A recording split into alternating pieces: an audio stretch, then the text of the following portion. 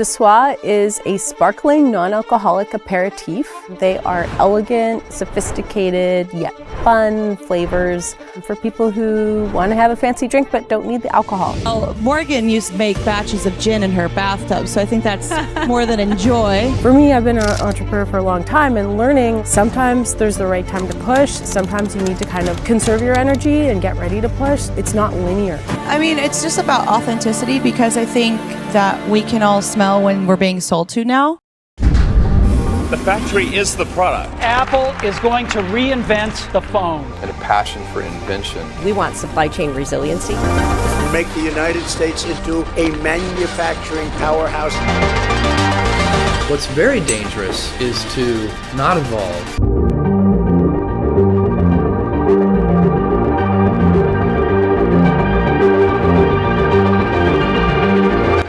Hi, welcome to Industrialized. We are your hosts, Samuel and Max. And today we are with Morgan McLachlan, the founder of AMASS Botanics and of De Soi, a company she started with Katy Perry.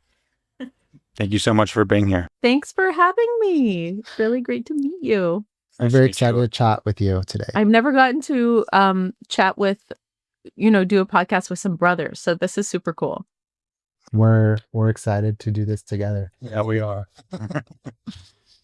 Cool. Well, let's jump into it. Tell us about your background and how you got into beverage manufacturing. When I was a little girl, I wasn't planning. My background in alcohol in beverage is really kind of more from the alcohol side. But when I was a little girl, it wasn't like I had fantasies of making booze when I grew up. But I did come from a family of artists and actually filmmakers. So always had like an artistic process. Didn't learn so much business from that side of my family necessarily. And went on to follow in my father's footsteps and became a filmmaker. So I worked in television and film as a camera woman, actually, in my first career. And I do think it's always interesting, like how, sometimes it's like multiple interests will come together to take someone on a particular trajectory, whatever it is. But at the same time, I grew up in British Columbia in the Pacific Northwest, and there was a lot of nature and not a whole lot of anything else. So as a little girl, I naturally took an interest in the world around me and have always been interested in botany and plant medicine. So I had that interest. And ironically, it was when I moved from Canada to Los Angeles that I got out of the entertainment business and took up an interest in distilling. So, we were just chatting about, manufacturing, and I think it does take a certain kind of brain. From being a camera woman, I was very much a technician. I love gear. I love taking things apart and fixing things. I love figuring out how to make things. And often when you figuring out how to make things involves deconstructing them. So I already had this sort of I don't know so much an aptitude, but certainly an interest in figuring out how to do things from that career. And when I moved to LA, I don't quite know where the idea came from, but I started thinking about spirits and alcohol, and I just thinking about how alcohol is made. And I kind of had this thesis, well, most of the world has its own regional, certainly cuisine, but usually spirit as well. So of course, when people go to Mexico, you say, oh, did you try the tequila and the mezcal? People go to Scotland. The question is, did you try the scotch? And Kentucky bourbon, France, Armagnac, cognac. And so I started thinking about spirits as sort of a regional expression and sort of a regional cultural product. And then from there, thought, well, maybe I'll make the California regional spirit. So it was sort of this thought experiment, this very, very abstract thought experiment that turned into a very, very messy, I'll say earthy, several years as I developed my skills as a distiller. And I actually started distilling I used to live kind of at the base of Beechwood Canyon. Mm-hmm. I started distilling in my Hollywood apartment, in my Hollywood bathtub.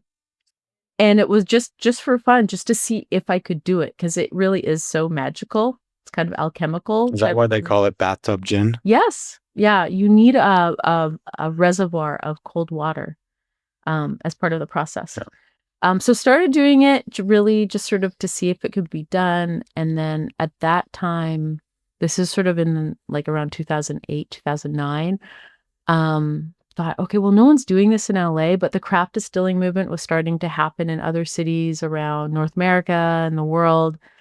But there wasn't really anyone doing it in LA. So I thought, well, maybe I'm going to do it. So, opened one of the first craft distilleries here in Southern California, down in the Arts District. Started building around 2010, 2012, and then soon discovered that my aptitude is really product development, and also started doing a lot of co-manufacturing for other brands and product development for other brands. So that's a very long-winded way of describing how I got into it, but I just really love making things. It's a really satisfying job, creating something out of nothing. You know, it's really interesting. I think you came from an artist background. Yeah. And then went into manufacturing. I think my brother and I also were artists for many, many years, playing music, and then went into this manufacturing industry. And I just think I'm excited to just learn. I'm very similar in the same way, where I like to always fix things and understand how they're put together. And like, people always ask me, why am I driving a vintage car? Why don't you just buy a new car? Your car keeps on breaking down. I'm like, I like taking apart the engine. I like putting it back together. I like knowing that I can grab parts from here, parts from there to make it better. Yeah. It makes you feel resourceful too, right? Having that skill, or like just knowing the people that can get certain things done. Totally. And then also, I think once you've done, like, it's also difficult doing that, right? Mm-hmm. But once you've taken that engine apart and put it back together, and it's really frustrating and hard, and like there's a lot of problem solving, you kind of know, like, I think it gives you confidence in doing that with other things. Oh yeah, for sure. Yeah. I manufacture clothing, and now when it comes to manufacturing anything, people are like, why are you not buying furniture? I'm like, it costs me less to make the furniture myself and do it downtown, find a contractor downtown to be able to assemble and put it together, find the fabric and everything like that. Yeah. And not many people are like, think of that as an option. Like, let me just make it myself. Let me just do it myself. Totally. And then you get to work with craftspeople, mm-hmm. which is cool. So you start making alcohol or botanics in your apartment in Hollywood. Yeah. How did you start your company? Like, how did that idea come up around or about, that you were like, okay, I'm going to start a company. I really enjoy and love doing this. Mm-hmm. Now let's make a business out of it. Or like, at what point did you feel the confidence to take the next step and go downtown? It was a situation where I think this was a business I started with my ex-husband. We just saw a white space for a product like this, and not just, geographically, there was no one else doing this in the area. But then also there's no one else producing the types of products that we wanted to make.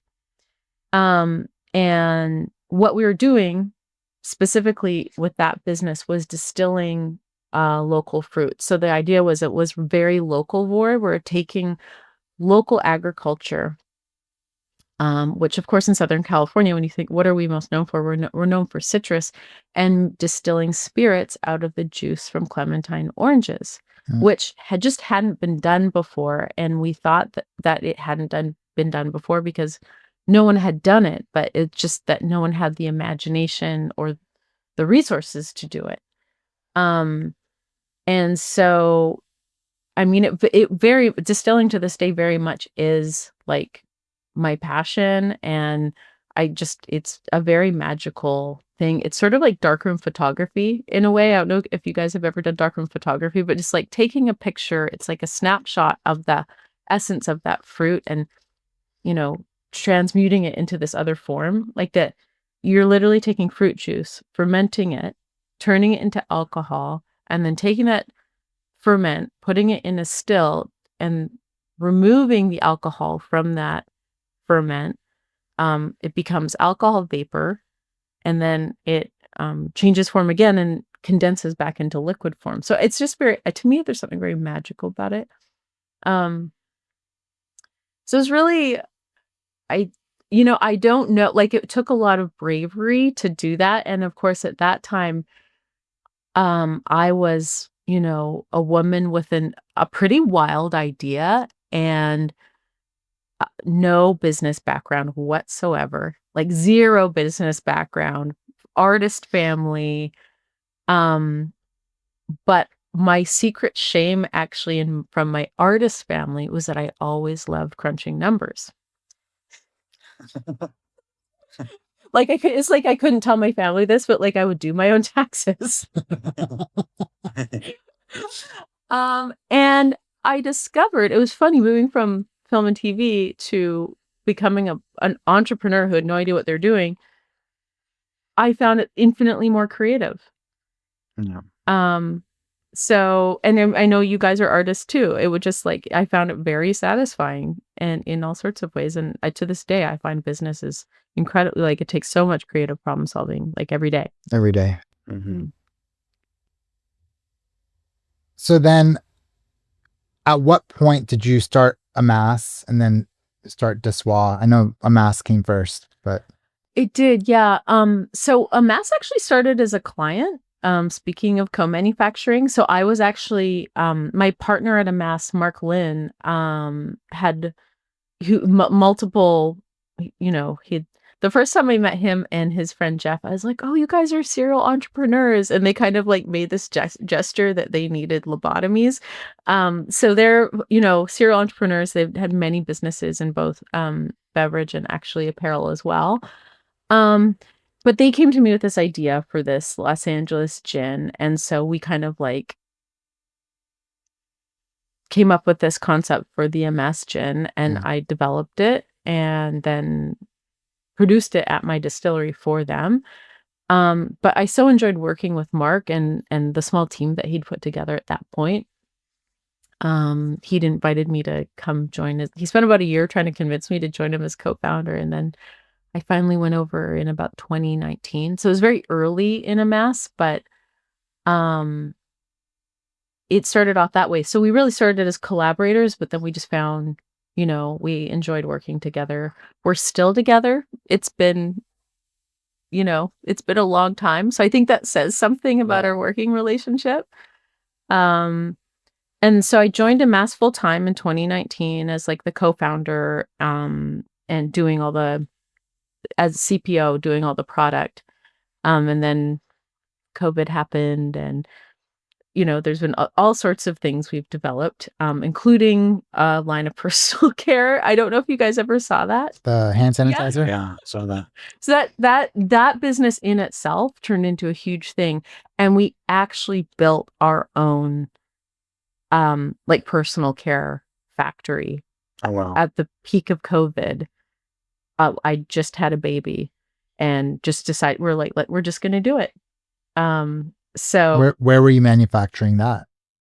Down in the Arts District. So we found a space down there. And at the peak of it, it was this kind of funny thing where here we are, like we're like this super premium spirits company, but then at the peak of it, we had probably like 30 employees in the manufacturing facility.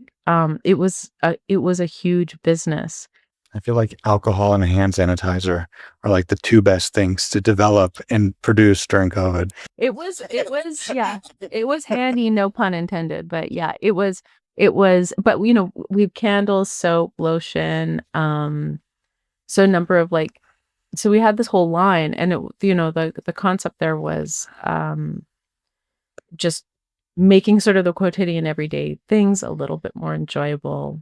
And the whole concept for AMASS is Botanicals. So that's sort of that's how we stay in our lane. It isn't so much category specific. It's anything botanical we play with.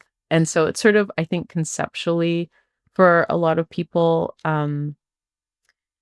was interesting. Like it was like a lot, like to this day, I still have people just saying like that was such an interesting play because like people would go to a bar or restaurant, there'd be, Soho House, the hand sanitizer is at check-in and then they go to the bar and there's like an AMASS cocktail on the menu and it just sort of piqued people's interest in the brand. It kind of repositioned it as like a lifestyle brand. What's the difference between botanicals and let's say like orange juice or like fruit? That's a good question. I would broadly count botanicals. I mean, botanicals really are any plant. Most people when they hear botanicals, I think they think either like plant-based medicine, like witchy herbs, or the types of botanicals that are used for their sensory attributes that are used, for example, in perfume. That's why actually really making these fragrance products, home products, like there really was an interesting, there's a ton of crossover because with gin, you're working with a lot of pretty much all the same botanicals that are in perfume, for example. So, and even the way you compose gin, and layer, like it's the same thing as fragrance. We're putting in base notes and middle notes and top notes. So there was a lot of crossover. Project. Was there a moment early in your career where you were like, wow, this is working. Like, let's keep going? I'm a little bit of a hermit. Like honestly, as like a founder, I should be out like hobnobbing a little bit more than I do, but I'm a bit of a homebody, and it's just so kind of incredible to make these products that I really believe in and really love. But then obviously you're doing sales and stuff, but then when you have, for me, the validation is when people say, you work at AMASS. I love AMASS, or like I love De Soi, or oh my gosh, like my sister hasn't been drinking in the last year and she has a subscription to De Soi. Like that is like when that's actually registering with the consumer, then for me that's like I've done my job. Because at the end of the day, it really is all about solving a need for a consumer. And I've definitely, there's definitely been tweaks and stuff too. Like De Soi at the beginning, the initial formulations were, I would say maybe a little bit, in some cases, maybe a little, they were like, a little too complex. Like we're winning double golds at the International World Spirits competition. But then the consumer feedback would be like from a, Pam in Wisconsin this is too bitter. I can't drink this. And so, for me, and I know you guys are artists, there's like this balance between like the critical acclaim and then the mass, sort of getting the mass appreciation as well. At the end of the day, like, if like the sommelier from like Balthazar loved my products, but like most of America like just like find them too weird, that's not, our investors aren't going to be very happy. True. Yeah. How many times did you reformulate before finding the right recipe? It was pretty much like, I think with all of our products, we just did little tweaks, like little shifts. So I mean, as I was developing the product, I spent a very long time developing the product. And then once it was out in market and we got that consumer feedback, sometimes, I think discernment, being like, oh, is this just like 1%? Is this 1% of the population saying this is too bitter? Or is this 50%? There's a period of, I would say like kind of reckoning when you're like, okay, like I'm seeing these signals, but like, also other people are absolutely loving it. Like at what point do you make those little pivots? But like, I mean, in general, like business in general is, I think, I mean, in terms of like general business advice, it's just like, just pay so much attention to consumer and just try to get that feedback as quickly as possible and just stay on top of it. And then being able to pivot is just, sometimes you don't want to. You're kind of attached to your original idea, but like having the perspicacity to pivot and change I think that's, I mean, it's so important. So what happened to the skincare? What happened to that business? It's still, well, basically we made a strategic decision because I think like Mark and I at AMASS, and so we incubated De Soi at AMASS too. We made a decision, like we're both, like our personalities are both like, like there's no off button, kind of like we want to do it all and we have like all these ideas, but like, I think probably the people out of us, like the team, were getting a little beleaguered. So we just had a lot of work streams and there's a lot of complexity to our business. And so made the strategic decision to just focus on our spirits line. So we still sold the personal care line, but we didn't invest any money into marketing it, into the sales and marketing of it. I mean, that said, people still, it's kind of a cult brand. So people still order it. Like we just don't push, we don't invest any money into sales. But people still love the products. And to be honest, like I know the fact that people, this was, we launched that 5 years ago. The fact that people still love the products and it's like a pretty nice little revenue stream. I would like to go back and focus on it at some point when, maybe things simmer down with some of our other projects. Are you manufacturing this product and all your products in the same place? Or No. where are you manufacturing? No. So we have multiple co-packers that we work with. As of today, we don't own any of our own manufacturing facilities. Obviously, that's actually my first business. I did own a manufacturing facility. I think for our business goals, at the stage that we're at, I think that owning and operating our own manufacturing facility would be a massive distraction. Mm-hmm. Once in a while, be like, oh, there's a distillery up for sale or something. Oh, but I think it really would be a big distraction. So we work with a variety of co-manufacturers, other craft distilleries, and I'm very grateful for those partnerships. Do you do all your R&D in-house, or you also sub that out? We do most of our R&D in-house. Again, it's kind of a funny situation because I would say particularly like non-alcoholic brands, like the vast majority of them probably are working with flavor houses. That happens to be my background. So I do it and I can do it and I do enjoy doing it, but sometimes I don't have the time to do all the lab work. So sometimes I collaborate and sub it out with either like a third party where, we'll give them the brief and say, okay, these are the ingredients we want to use. Here's the concept for the flavors. These are the notes that we want to be achieving at these points, for example, on the palate. I wanted, for example, Spritz Italiano, like it was very important to me that we had those traditional bittering herbs that are in most aperitifs, really coming through in their true form.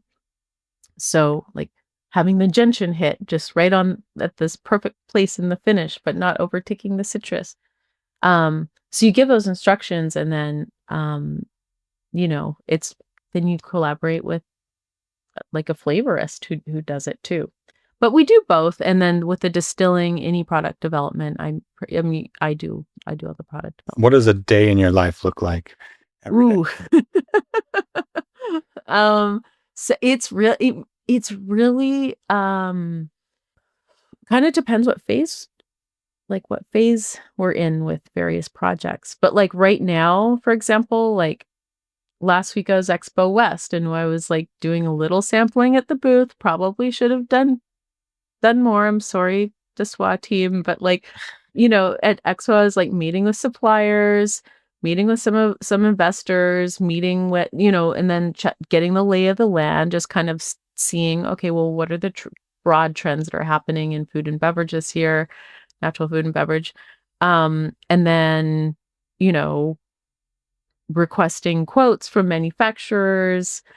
This week I was actually doing some formulation in my home office, some formulation work, getting I did like an email interview for a periodical, general team meetings and stand-ups, giving feedback on, right now we're at AMASS, we're developing another line extension. So working with the brand, third-party agency on the brand there. So looking at decks and giving feedback on that. So it's really all over the map. I really love my job. It's really fun, but also like, because my job, like I said, it's like it's specialized, but then it's not like, and then I work for 2 companies. I just really am just trying not to hold anything up. You still have a bathtub reserved for sampling? Not at the moment, no. But yeah, I kind of always think like when I retire, I'm gonna just like, move to the country and make like really nice brandy and eau de vie, or It's like your farm. exactly. That's like sort of the retirement plan. How about you? Are you guys gonna make things when you're retired? Yeah, I want a farm. You want a farm? Mm-hmm. Are you? Where do you know where you want one? I'm not really sure. I mean, I would probably live in Texas. This is the first time I ever hear my brother saying I want. I just had a rooftop garden in West Hollywood. Ooh. I had every type of watermelon growing. Got to a point where it was like too much. I was like bringing buckets of water up the stairs every day. Oh yeah, that's hard. Yeah. But I mean, I like making everything. So yeah, it feels good. Like, and then growing your own food, like you feel. Feels accomplishing. Yeah, totally. And it's also like it's grounding too, right? Mm-hmm. Yeah. How about you? Will I move to a farm? Maybe. I like more my beach. You're a beach guy. See, I'm a You can have beach a beach guy. farm. I could have a beach farm then. Oh. Oh, thank you. Should we pop open some De Soi? Yeah. Of course we should. What is this, my swamp? I don't know. Which is your flavor? My flavor, it depends on my mood. So we have Tre Rosé and Spritz Italiano. So those are the 2 flavors that we developed after we launched to add to the line. So we launched Tre Rosé in 2023, and we launched Spritz Italiano last summer. So Tre Rosé is sort of like a fun, lighter, like rosé aperitif. It has notes of raspberry, lychee, a little grapefruit, has some floral notes in it. And then there's a couple things in there where I want to see if you pick it up. There's rooibos tea, for example, that has kind of like this red fruit tannic note. And then Spritz Italiano is it's sort of an ode to an Aperol Spritz. Sure. So the De Soi flavors are super fun. I developed them to be layered and complex, but also like approachable at the same time. Cool. Which one do you want? I'll just reach for the one closest to me. I'll do a Tre Rosé. See. Oh, I'm sorry. Okay. And this is a. Cheers. Oh yeah. Cheers. Cheers.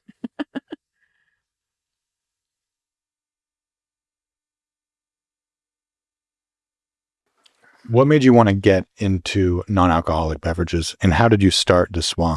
That's a good question. So we're chatting about having manufacturing facilities, and at my distillery, I love alcohol. I love the culture around alcohol. I love the production process. But my secret shame also is that I'm a lightweight. And so, a lot of people in both hospitality and on the manufacturing side of alcohol can end up with alcohol problems. And I was never a person who seemed like they're going to head in that direction, but I did just notice that even at work, like I literally it's my job to taste alcohol. It's my job to taste the competition on the market. It's my job to really maintain a very, sophisticated palate and try things. It's my job to taste the products that we're making. So even if I was finding, even working at the distillery, even if I was using a spittoon, I was still getting a little buzz and I was getting tired, and maybe then I wouldn't go to the gym after work. And I realized that for me, I wanted a nice celebratory beverage, but I didn't necessarily need the alcohol. Like I wanted something that, felt kind of special and was kind of a moment, but I just didn't need the alcohol part. So I started I had the idea for De Soi like around 2019. And then, at that time, the non-alc market was just kind of starting, like Seedlip was around. I think Kin was just probably coming in probably around like late 2019. And at that time, like dry January was like, it was just this thing that Brooklyn hipsters did. Like nobody knew what that was. So, but I mean, for me, the other backstory for me is like, I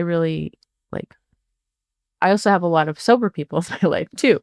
So my stepmom, over 30 years sober, a lot of friends in program. And I was noticing, I've always been conscious of the fact that, it really did feel like they were left out, because there's so much like social ritual around drinking alcohol, and cultural pressure, I would say.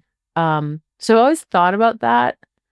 And for me, like the point of drinks is really supposed to bring people together. It's about connection. And so making something that was more inclusive was like very, like if I had to say like what the big picture why is, like that's really it for me, is like, I think especially look at what's happening in the world right now. Just like, I mean, it's maybe a little ideological for some like fizzy drinks, but being inclusive, very, very important to me. So that was sort of the motivating factor. Started developing it, the flavor concepts, etc., at AMASS. And then we kind of realized that De Soi, just because of where the market was versus like the AMASS portfolio, probably needed to be its own business entity and also have its own unique brand identity. All the time, at the same time, I was introduced to Katy Perry, and she originally kind of more of as an potential investor. She invests in better for you products. And so I was introduced to her through my friend Michael, and she, even though it was very early on, was very well aware of like alcohol alternatives and was very interested in them and was really, really, really excited. So at that point, it was like, it felt risky. Like this was like a category that really didn't exist. Like broadliner retailers didn't have space on their shelf. A lot of them still don't. Like they're still figuring it out. So I feel like we were really some of the pioneers in this particular space. But it's been very fun because we've also, like, it's been challenging, but it's also been a great opportunity, and it's been very fun because we've helped create the space too. So we launched in 2022, in January of 2022, and it's just been incredible to see the growth trajectory of it. And then also seeing, like, to me, again, even I drink alcohol, but like destigmatizing not drinking is really cool. Like it's not a thing. It's not weird anymore if you're not drinking. It's much more, it's like normalized, and that's the way it should be.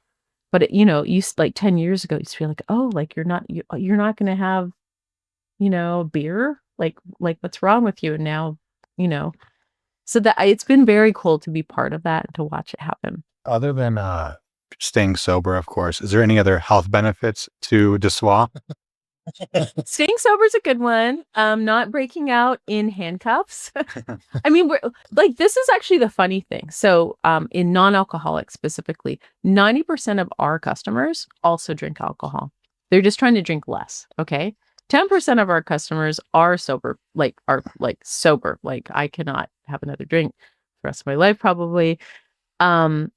but most of our customers are people who are cutting back on alcohol for health or mental health reasons. And, the sort of, thank goodness, like this health thing this isn't like a Fad. fad. Like people are really have become so much more aware of what they're consuming and realizing the importance of their health and making big changes there. So I just don't see that, that changing. And I think that there probably was a market for more non-alcoholic drinks much early on. It was just more of a like, if you build it, they will come situation. So people are still in the sort of adoption curve. Like we've moved beyond like the early adopters. We're now kind of more like getting close to, like, we're more in the mass adoption thing and getting back to the concept of dry January, for example. Like this is a cultural movement. Yeah. In January 2022, it was like no one knew what dry January was. And now it's like my Aunt Margie in Deep Cove, British Columbia is doing dry January. Like my dad is like, I picked up some De Soi for doing dry January. So it's becoming like, I think the statistics of people interviewed last year was something like 1 in 4 adult Americans was like participating in planning to participate in dry January. And then I think what happens there too is people experiment with this. They're like, not drinking, it's not that bad. Like I think a lot of people just do all sorts of things out of habit. Day one, what do you recommend someone to do? Just someone who said, okay, tomorrow we're starting a new company in beverage manufacturing. What is the first thing you recommend those individuals to do? Maybe they don't have much background in manufacturing. Mm-hmm. Well, I think before you ever get to the manufacturing process and even then know which manufacturer to go to, you have to have a very clear idea of the product that you want to make. So you really have to spend, I would say, especially at the beginning, doing an incredible amount of diligence in R&D and product development and brand development. And I'll just say, if someone threw me off into the desert and was like, okay, go make you're on a sprint, like go make a beverage in this category, the first thing I always do, my job is to taste things. I drink things all day long. I try everything under the sun in that category. If that's the category I think I'm going to work in, and really, really, like we were talking, deconstruct in it. I like this one. I don't like this one. This is what's working in this one. This is what's not working in this one. And do that competitive analysis. I think it's very important for people who work in beverage CPG or any food, I guess, any sensory CPG to like have a very good palate too in general. So that is, and my hope is that you would be passionate about that anyways. It's sort of like, you should be a connoisseur. Yeah. Mm-hmm. So, we have a lot of really young, talented people that have come and worked for our companies, but they don't necessarily have a background in beverage. So like, is that good or bad? Well, it's good in a way because they might have a different perspective, but then I encourage them to develop their palates and kind of study up, because there's a lot there. So that's the first thing, honestly, is just trying everything and really, really almost taking it like a mindfulness practice. Like really, like if you put 10 gins in front of me that were like, fairly well known, I could tell, and like blind taste, like I could tell you what they are. Oh, wow. Just to kind of give you an example. So I think that's important. Now, I'm also like maybe an extreme end of, product person in this particular field. But figure that part out. And then when you figure out, then you obviously have to formulate your product before you know where you're going to manufacture.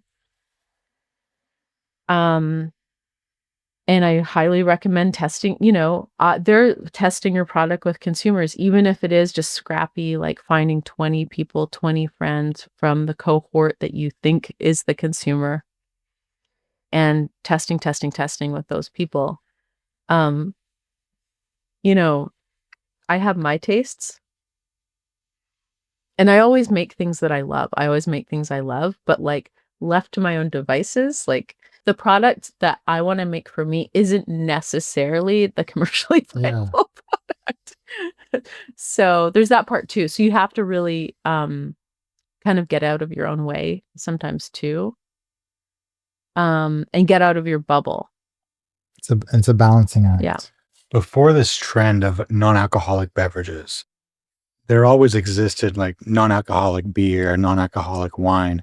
What do you think led De Soi to, adapting to the masses versus those companies? Well, those those companies have been around. Like, how long has the 0% Heineken been around for, or like O'Doul's, or I mean, there are there's always been, like, I feel like there is always like a dealcoholized wine at the supermarket. But they just were bad. Yeah. They were bad.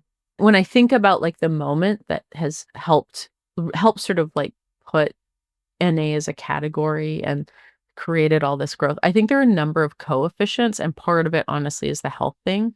Because it really used to be like, well, the other funny thing about those like dealcoholized wines and dealcoholized beers, like I have a lot of sober friends that are like in the program, kind of sober friends, and they're like, they would never touch a dealcoholized beer because it's like, it could be a trigger. Whereas like De Soi, I think not for everybody either, but De Soi is bastardized enough that it's like somewhere in between. But I think that it was this health fad that seems to be just that will never go away. People are taking care of their health. I think there's more and more awareness and education around the negative health effects of alcohol, just in terms of in your daily life. Like, 10 years ago, there are all these articles about how, a glass of red wine and, all of that stuff is BS. Like, there's no amount of alcohol is good for you. Let's talk a little bit about manufacturing and supply chain. Yeah. What have been some of your biggest challenges as you've been scaling and growing quickly? So in I'm sure it's like this. I can't really compare it to a lot of other industries, but like, there's sort of, and this is certainly true in distilling, and I think this is also true in like sort of NA beverage manufacturing. There's sort of like facilities but like the way they're sized, like a lot of them just don't even want to talk to you unless you're doing like millions and millions and millions and millions of cans a year. And then like where we are, we're kind of like in the middle. Like, we're too big for some of them and we're too small for other ones. And it's kind of the same, like in distilling, for example, there's a lot of distilleries that are like really good and really small, and then there's like kind of nothing in the middle, and then you get like very industrial. So that's kind of always been a challenge, finding like the right size co-manufacturer where you're like, okay, like it's a huge amount of work going in and getting set up with a new co-man, and then being like, okay, like, do I see us being able to stay here for at least a couple years, and then I think like all co-manufacturers have their strong suits, but then, finding, like all, they're actually vastly different, really. Like that, they sometimes they're very, very competent, sometimes not so much. Like they might have, they might be able to really like, the price might be right, but then the quality, there's just so many QC issues that you're like, oh, I don't know. So, that's kind of to be expected. Do you source all the materials for them? And so they just put it together? Put it together, yeah. Yeah, so that was something we were chatting with before. I think we do our own sourcing and, operations and logistics on those. There are some that will do that for a fee in our particular industry. But You like to control the final product, so it's very, yeah, I think, I mean, like we would certainly insist on, being like, you're working with these specific ingredients from these specific suppliers. But I think that the scale that we're at is like, we're sort of, because we're growing kind of so quickly in this very sort of like bumpy trajectory where it's like, what's happening right now with our business is we're starting to open, like, and it's been like this for the past little while, major retailers. So it's been very difficult to do projections. Yeah. On inventory projections. So like we have to find, like, the way we're growing, we have to find a manufacturer who's willing to really work with us on timing productions. Like some of them are just like, well, we book 90 days out, and like, if you need product, like, too bad. And like, you have to tell us the size of the, and that's just not going to work for us because of the way we're growing. What are the biggest issues you have in production? We have bottles, and we literally haven't had them in market for the past year because of, you wouldn't think, like, it's basically like fizzy juice in a bottle with some adaptogens and some botanicals. Like they're very challenging products to bottle. Foaming issues, or like, we did a little test run and I get the bottles from the manufacturer and like, they're not carbonated enough. There's a lot of things that can go wrong. We used a different black tea. This is my fault. This is something I did. We substituted a black tea, and I was evaluating it for the taste, but I didn't think about what it would do to the color of the product, for example. Things like that. It's not for the faint of heart. Like, it seems fun and silly, but like, fun drinks, but like, like, operations at a company like this is very, like, there's always something that you're having to, like, keep your eye on. So this can has maybe like 15 to 25 ingredients, right? Where are you sourcing all of this from? Like, walk us from initial concept of, I'm going to make this, you formulated it all, to getting it into the hands of the end user, the production life cycle. So longest lead time item is actually usually the cans, because they're printed. So new product, we're also obviously developing the product identity at the same time. So we'll lock in the formula. So we do have, once the formula is locked, you can you actually know what the ingredients are going to be, and you can actually do the correct nutrition facts panel. From there, so we're obviously designing the label at the same time, get that locked, get the designs into the can manufacturer. And then from there, scaling the formulas to be batched and packaged at the co-manufacturer. And then, so most of our ingredients, like, I like to use a lot of weird things, and I do my best to kind of streamline. So we're usually I try to make it so we're at least sourcing ingredients from like a handful of suppliers. So, for example, we're getting all of the juices from the same supplier. We're getting all of the, there's a certain botanical extracts from the same supplier. We're getting our flavors from the teas, etc. So we try to streamline things there as much as we can. Place the POs for those ingredients, get them shipped over to the co-manufacturer. How many suppliers are in this one can? Probably about, I'm guessing maybe about 8.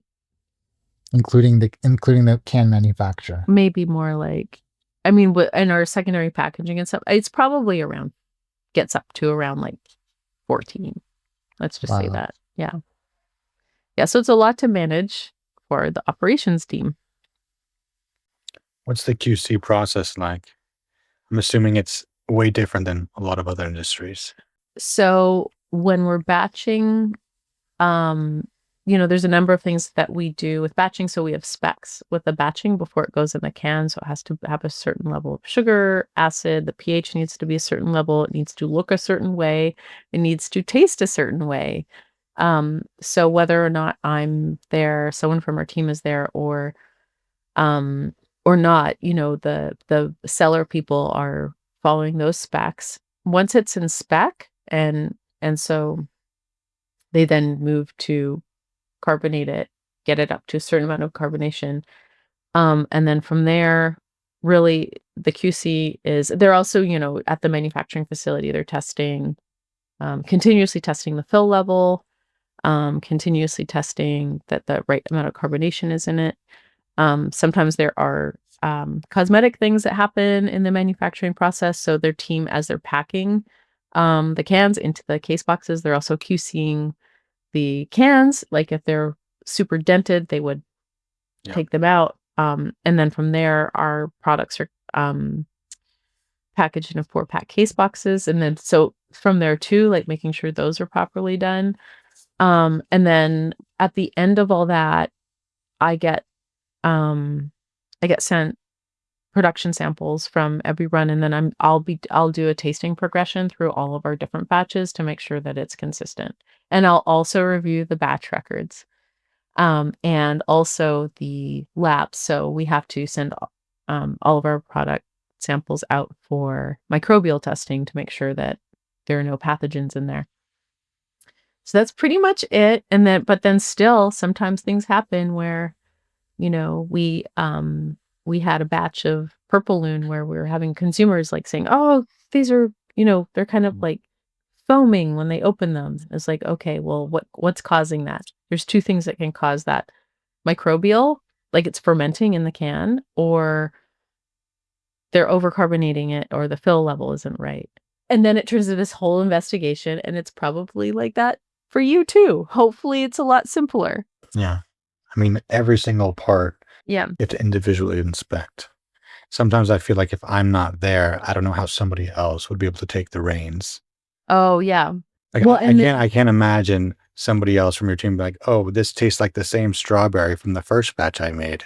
Only you would really understand that.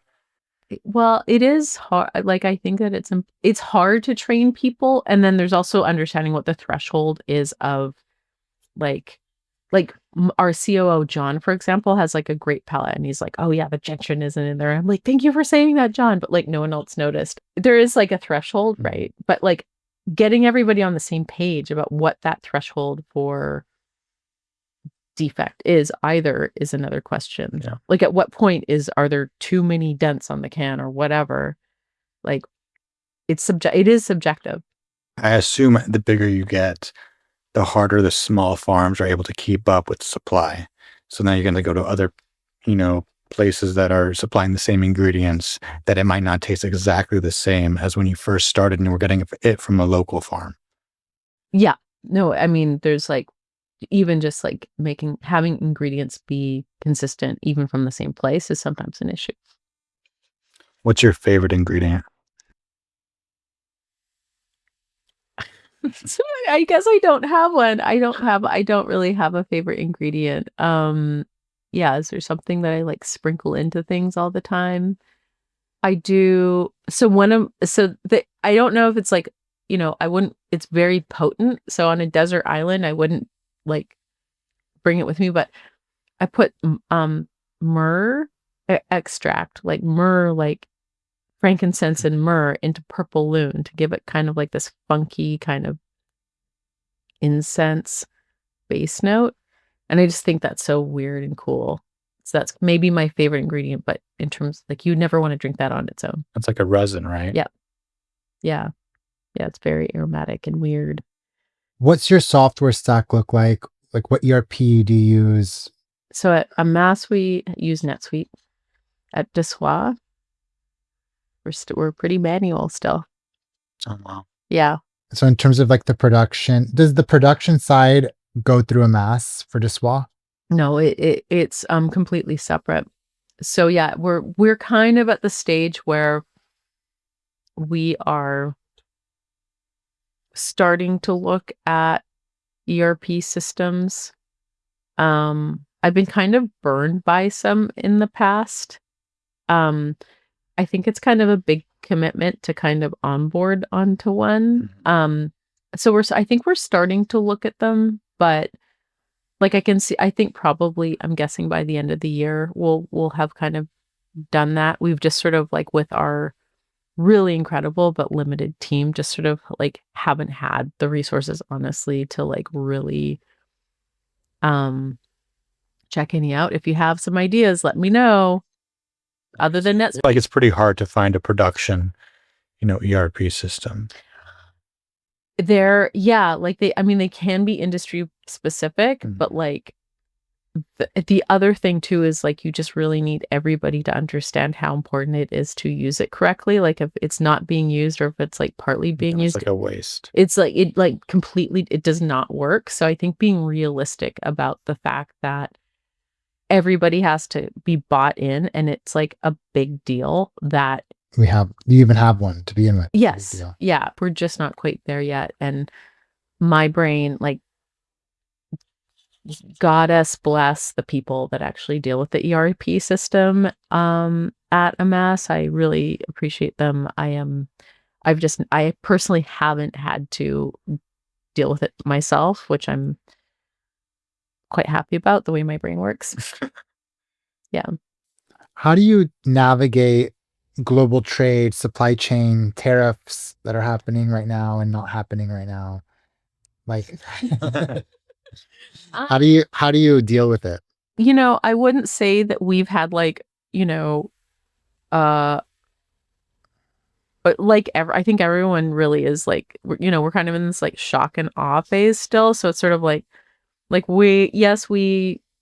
think, we are going to end up having some margin taken away. Like, our cans are manufactured in Mexico, for example, like that, that's just, but it's also just, it's been so, and I personally believe this is on purpose. Like, it's been so erratic and difficult to predict that, like, at this point, I think it would just be like a waste of our time to even try to like strategize around it. Like, the reality is, like, for us, for a lot of our, like, there aren't American manufactured, but some of these products, just like, there's no American manufacturer of them. I would love to, like, I'm a huge fan of, like, buying local, working with local agriculture, buying things that are made in America, which is very rare these days. I think we chatted about my friend who has that brand Ship John. Like, that's like, it's cool when things are made in America. I try to buy things that are made here as much as I can personally. But yeah, I mean, we'll see what happens. I think long term, because the products, like the ingredients, for example, like, they're agricultural products. So it's just like elderflowers are grown. There's just certain parts of the world that there are certain climates, and then certain regions of the world where it's just a lot more accretive to order from, because, like, I'm not ordering French elderflower because, like, I'm ordering it from, or like, Egyptian chamomile, for example. Like, things just grow better, or the quality might be better for a certain region. Spices, we're not growing a whole bunch of spices here in America at this point. So we are dependent on global trade. Which parts of your product have you seen most impacted by tariffs or trade wars? So we have a new flavor coming out called Oat Margarita, which has lime juice in it. Obviously, like, I don't know of limes being grown anywhere in the United States. They all come from Mexico. And actually, a few years ago, I mean, do you remember this? Do you remember when, like, it was like the cartels were like messing with like the lime supplies? Like, you go to a Mexican restaurant, they give you a lemon with your, like, super expensive, the guacamole. Yeah. So look, like, that's a reality. And I think that we'll just have to see. It's just really impossible to know. I think at this point in time, like March 2025, like, hopefully we work this stuff out.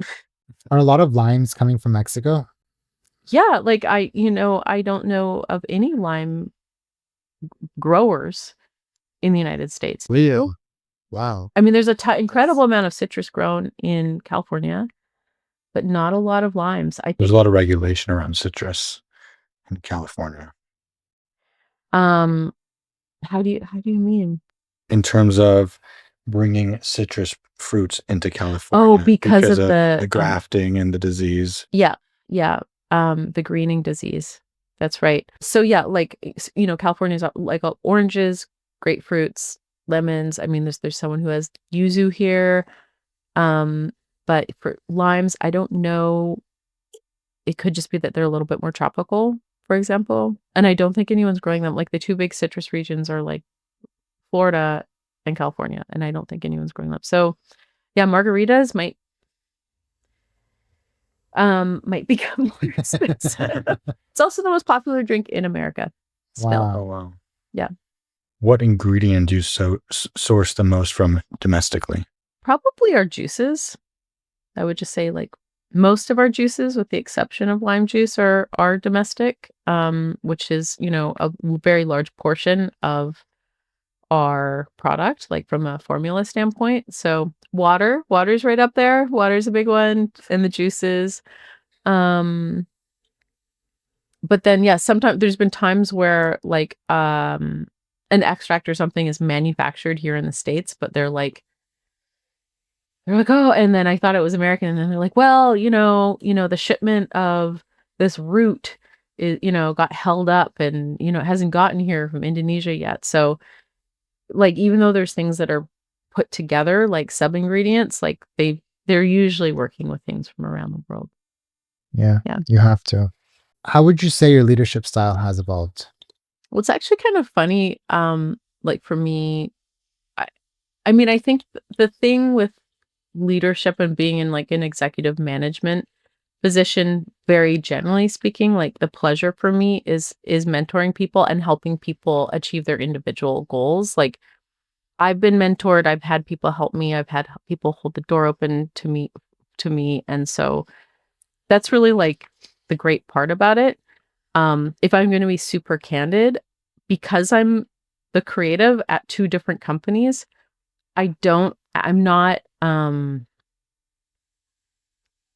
people don't really report to me day to day. Like I feel like kind of an asshole, actually. Like I do, like I'm the person that comes in and like I'm like, Scout is our CEO, right? Yeah. And she's incredible. And so she's really doing that project management side of things, and she's excellent at it. I think there was a time actually where I had a lot of people reporting to me, and project management was like, you know, more in my lane. And for me now, I think doing the creative work, like I really appreciate not having to do that. It's a lot of code switching otherwise. So I, you know, sometimes I'll have like one or two people reporting to me. But for me, sort of in my particular position at the company is like it's like more sort of like big picture vision stuff, and then talking about things at like a little bit more of a high level.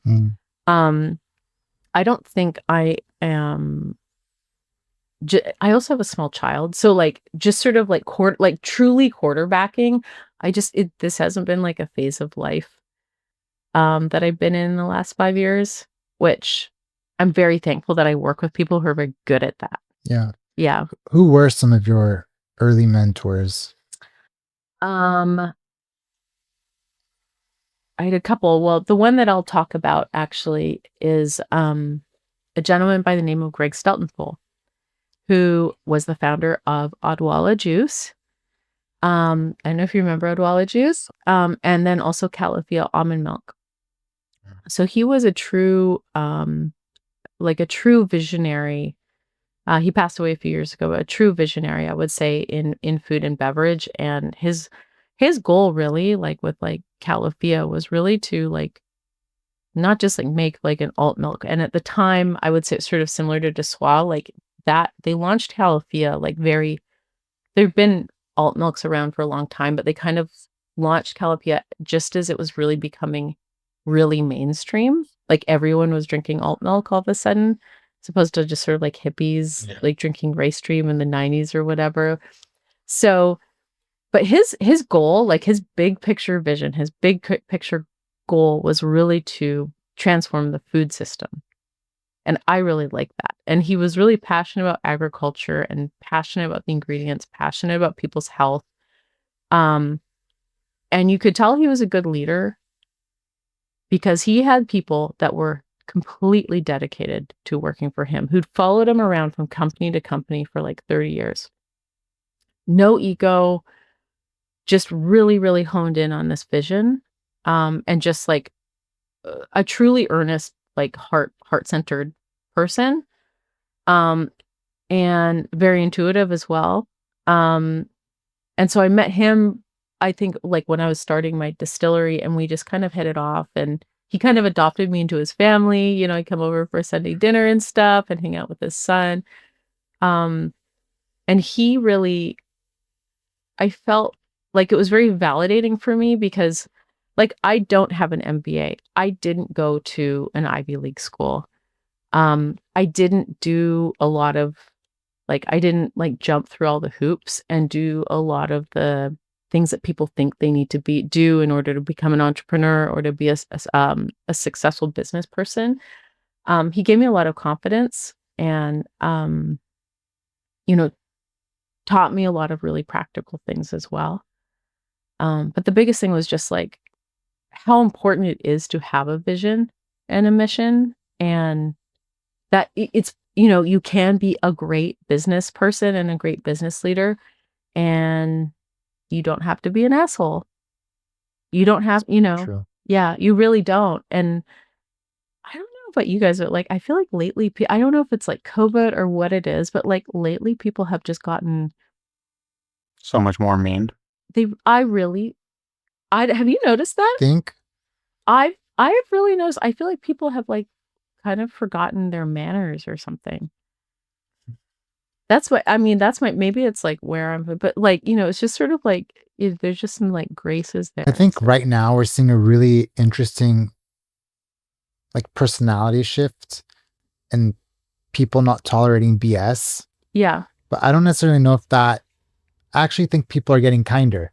I hope so. I think people are getting more self-aware and more like you said, we're drinking non-alcoholic beverages now. So I think we're becoming more self-aware and more, we care about mental health. We care about gratitude. We care about journaling, right? Like there's movements like that I think make you really self-reflect. Yeah. And so you're very aware of who you are as a person. Mm-hmm. But I do think while that is true, I think we're also like in this new era of not like taking BS. And so how do you express that? Maybe it can come across as being an asshole. Well, I think people are taking BS, but like, I'm kind of talking more like, I think people just sort of being generally respectful of each other and stuff like that. I think that's kind of where I haven't seen some like great interactions lately. Maybe that's it. But it could also be like, you know. We're also in LA. That's true. How long have you guys been here for?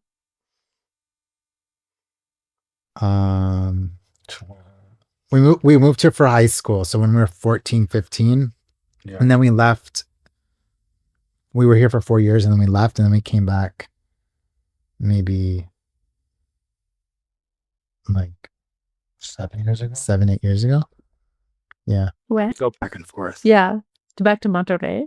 No. Oh, we lived in Texas before. Texas. Okay. We lived in Miami, New York. Oh, wow.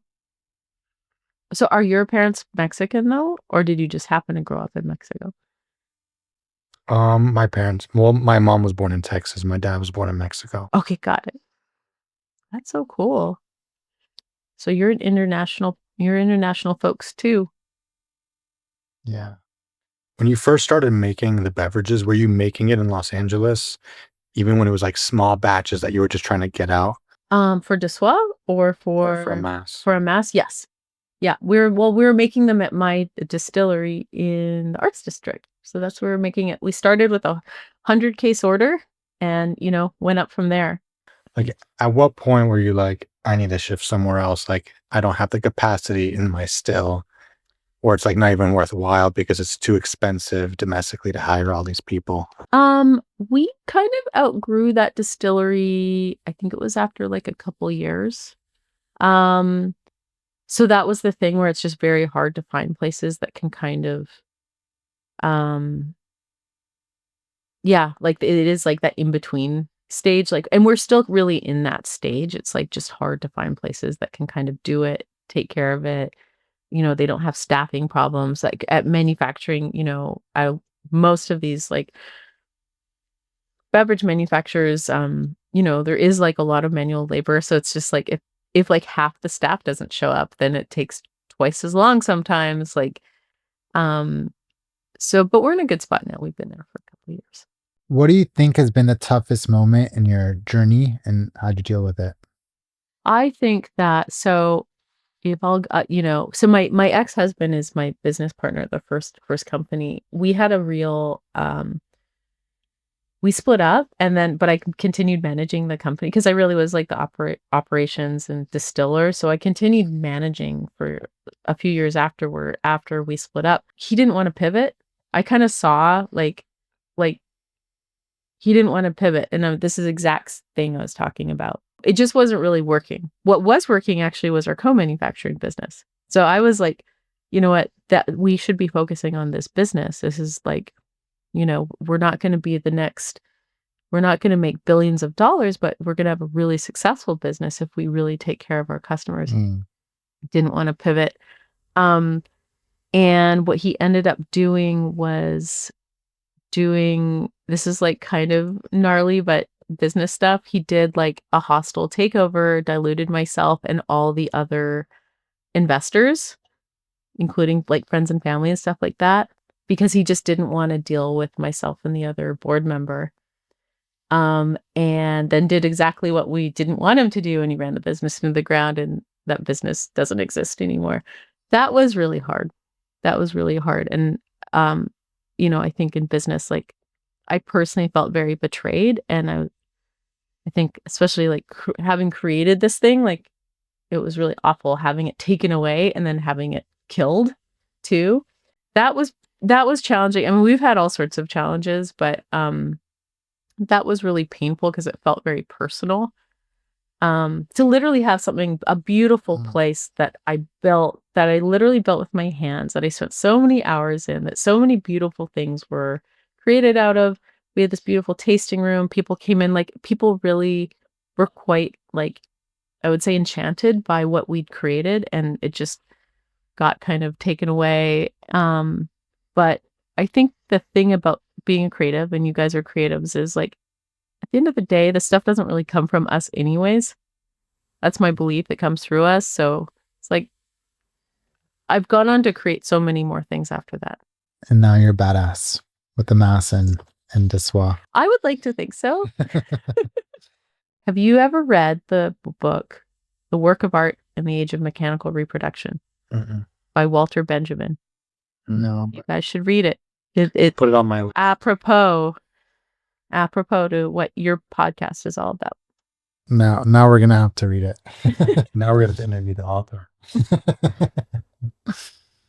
Well, thank you so much. This has really been fascinating to hear your journey and your story. And is there anything else you think we should be asking you? I don't think so. But I mean, my advice is be weird, especially with this AI thing.